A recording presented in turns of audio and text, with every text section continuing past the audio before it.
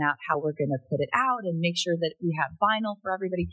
So there's like a lag time between when I made it and when it enters the world. Oftentimes your life can change drastically between this point and this other point. And for example, my last album, Tortured Post Department, by the time that album came out, I was in a completely different point in my life. So it was like, it's an interesting feeling sometimes putting albums out into the world. With this one, the coolest part is that it is absolutely the place that I still am in my life.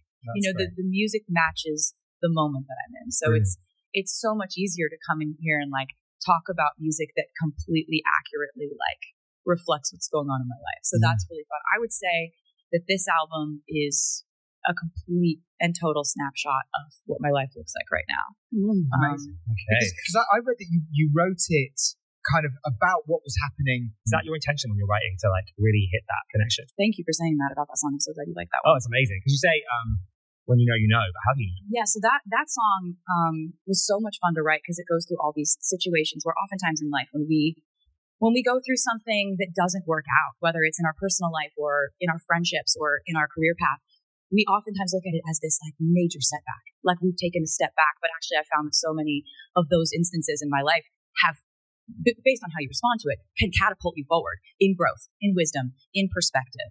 And I think those are the things that I've tried to like find to be the most attainable qualities and the most aspirational qualities in growing up, is like, can you react to certain situations in a way that benefits you and the people around you and essentially like acquire wisdom because of it. And so Opalite is a song about like kind of forgiving yourself for having gone through something that didn't pan out the way you wanted it to. And it's because it says, like all of the perfect couples like would look at you and say like, when you know, and when you don't, you don't. And when you're not in that situation, when you don't know, you know that you don't know. You know that you don't know. And so it's like, it's giving yourself permission to like not have it all figured out or not marry the first person you ever dated.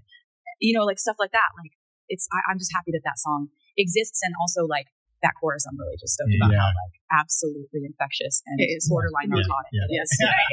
That's exactly what it is. Shocking melody. Oh my God, it's crazy to talk about this music. It's been a secret for over a year. I just have this fixation on Shakespeare characters that I fall in love with, and I can't stand to see them meet a tragic demise. I don't want that to be what happened to them because are you talking about Ophelia's she died? What do you mean? Yeah, how dare you? I was really excited to see what happened with her and Hamlet. It was great. And I kind of going back to like the song Love Story, which I wrote when I was a teenager, I was just like, I can't watch Romeo and Juliet not work out. What do you mean they both die? They don't in my version of things. So it's just like you just like turn the movie off before the bad ended. But this is a little bit like that, where The Fate of Ophelia talks about how, Ophelia was driven mad by love. Relatable. The hook says like, dug me out of my grave and saved my heart from the fate of Ophelia. So it's a love song. And it's also just got one of like the catchiest post hook kind of sections that I'm pretty proud of. There's a song called Father Figure, where the first line of the second verse says, I paid a check before it kisses the mahogany grave. Yeah. And I'm like, that's my favorite type of writing, right? Where you have to think about, what do those words mean? Oh, somebody got the bill before it hit the table, but you say, kisses the mahogany grave. I'm like, okay, that's my favorite type of stuff to write. But there are some lines in the song, The Life of the Showgirl, that are very much sort of like the manifesto of how I've had to operate within this industry. It's a song about meeting one of your sort of idols, and they, instead of being what you thought they would be, they warn you against following in their footsteps because they just want to be honest with you about how hard this industry is. And you do it anyway. The ASMR of the bread bag. Would you like to explain?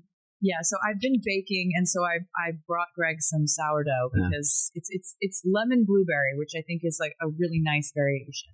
Fantastic. Yeah. And you put the fate of Dophelia. Yeah, the bread puns, like I think the worse they are, the better. Well, do you know what?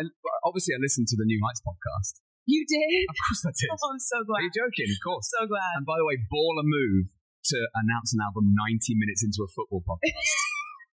But, okay. We're like weird flex, but okay. Yeah, but at 90 minutes, you talked about everything, and you went, by the way, here's a briefcase, here's the album. I'm always trying to surprise people with how I announce albums. I've done a few album announcements on award shows, and so, when you do something one time, and people are like, I know what she's going to do next. She's going to do the same thing she did before. So I was like, what is what are people not going to expect me to do? Is to go on a football podcast and announce an album. I love the kind of polarity of the masculine feminine there. Well, it's very funny because you are very funny and you like silly stuff, essentially.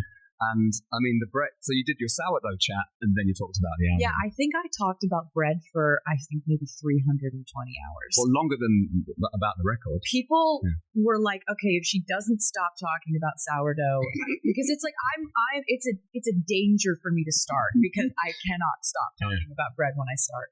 And it has nothing to do with music. It's the most musically irrelevant thing. It's completely separate. But it's nice. It's nice. And I'm so grateful because it's got lots of cat stickers on it as well, which I really like. You know, in the chose them very carefully. For what your sense of humor is in my approximation of it. Having known you for as long as I have. You've nailed it. You have nailed it. And by the way, when you were doing the puns of your songs and bread, you did miss Bake It Off. Well, I just thought it's too easy. No, but Ophelia is. But that's current. It's current. Sorry, it's current. And that's the one thing that makes it relevant to our conversation. So, the album's out. The album is out, and I have such uncomplicated feelings of joy about it. Yeah. I do not feel any twisty, tortured way about it, which is not how I felt about the last album. Because there was such a lag time between, when you make music and then you put it out. There's oftentimes your life can make drastic changes in those times. With this album, my life is in exactly the same spot as when I wrote the record. I'm so pleased to see you, and I'm so pleased to see you happy as well. I feel the same way about you. And the album reflects your mood, which is, I think you're probably feeling quite giddy. Yeah. I think you're feeling bright and happy and sweary, which I really like in some of the tracks on the album. Yeah. It's big, happy pop. Yeah. And you're in love. Yeah. You are. It's kind of gross. No, it's not. It's sickeningly. No, it's not.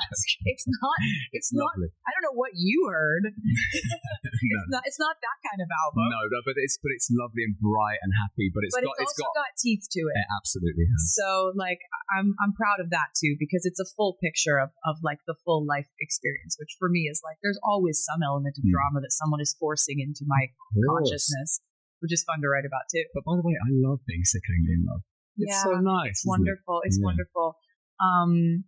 It's like I used to kind of have this dark fear that if I ever were truly like happy and free being myself and nurtured by a relationship, what happens if the writing just dries up? What if writing is directly tied to my torment and pain?